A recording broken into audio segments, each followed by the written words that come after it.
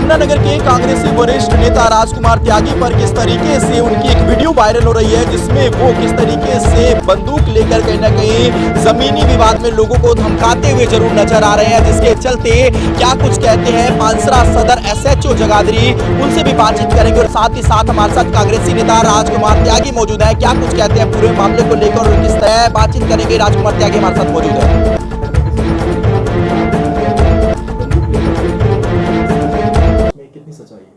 ऐसा है, मेरी बेटी पारुल शर्मा का और उसके हस्बैंड का केस चला हुआ है मैट्रिमोनियल।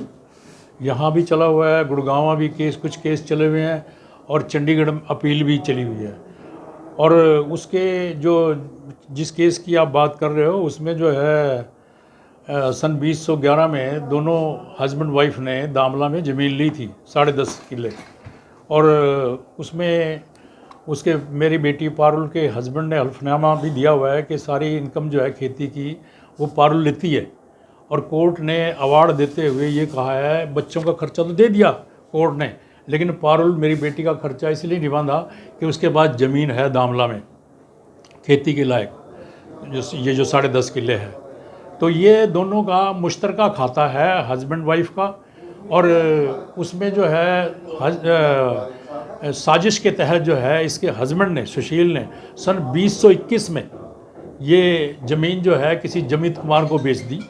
और और सन 23 में हल्फनामा दिया बाकायदा मेरी बेटी ने, फिर उसने भी, कि इस ज़मीन के ऊपर जो है पारुल शर्मा खेती करती है। और सन 24 में कोर्ट ने अवार्ड दे दिया कि भाई इसका खर्चा जो है खेती से चलता है। लेकिन सन 24 में जिस आदमी ने ये मुकदमा दर्ज कराया वो आया कि जी मैंने तो सन 21 में ज़मीन ले ली थी और इसके ऊपर जो है मेरे पास रजिस्ट्री है। हमने उससे कहा कि भाई इसका डिवीज़न नहीं हुआ है, वो मुश्तरका खाता है पारुल का और सुशील का, इसलिए जो है ये जब जो डिवीज़न हो जाएगा तो आप, क्योंकि आपके पास रजिस्ट्री है, आप हकदार हो इसके। लेकिन उसने जो है यहाँ स्थानीय दीवानी अदालत में कोई 5 मुकदमे उसने जो है यहाँ किए हुए हैं, जिनकी अभी कोर्ट खुलने के ऊपर पहली तारीख लगी हुई है, 5 तारीख लगी हुई है, 9 तारीख लगी हुई है, 7 तारीख लगी हुई है, अलग अलग। कल क्या वाक़या हुआ था? है जी, कल क्या वाक़या हुआ था? कल तो कोई वाक़या नहीं हुआ। 15 तारीख को क्या हुआ कि मेरी वहाँ फसल बोई हुई थी और वहाँ वो जो जमित कुमार है कुछ 10-12 गुंडों को लेके जो है वहाँ आया, और जब मुझे पता लगा उसने ट्रैक्टर चला दिया मेरी खड़ी फसल के ऊपर, चरी बोई हुई थी उसमें, तो उसने बाउंसर वगैरह लेके आया हुआ था। जब मैं गया मुझे पता लगा तो मैं अपने लाइसेंसी हथियार लेके अपनी प्रोटेक्शन के लिए वहाँ गया, तो उसके ट्रैक्टर को रोका, उनको रोका, और मेरे साथ 5-4 आदमी भी गए। लेकिन उसके बाद जो है थाने में चले गए, तो SHO ने मुझे बुलाया कि भाई आप हथियार जमा करा दो। मैंने हथियार जमा करा दिए अपने जो लीगल मेरे लाइसेंस पे। जमित है कौन ये जो कंप्लेनेंट? जमित जो है कोई बदमाश है, बदमाश जो प्रॉपर्टी का काम करता है, इस तरह की झगड़े की प्रॉपर्टी लेता है जी, कोई गाजियाबाद की कंपनी के नाम से है जी, है जी, गाजियाबाद का रहने वाला है। कहाँ का रहने वाला ये उसमें? पिस्टल सर लाइसेंस थी आपकी? हाँ लाइसेंस थी जी, बिल्कुल। लेकिन आरोप तो ये लग रहे थे कि बंदूक की नोक पे मतलब आप जमीन खाली कराएंगे। बंदूक की नोक पे मैं क्यों गया? वो आया वहाँ से, ये बाउंसर जो उल्टा उनके अगेंस्ट होनी चाहिए, मैं थोड़ा गया उनको, वो उल्टा जो है मेरी चरी जो है खड़ी खराब कर दी।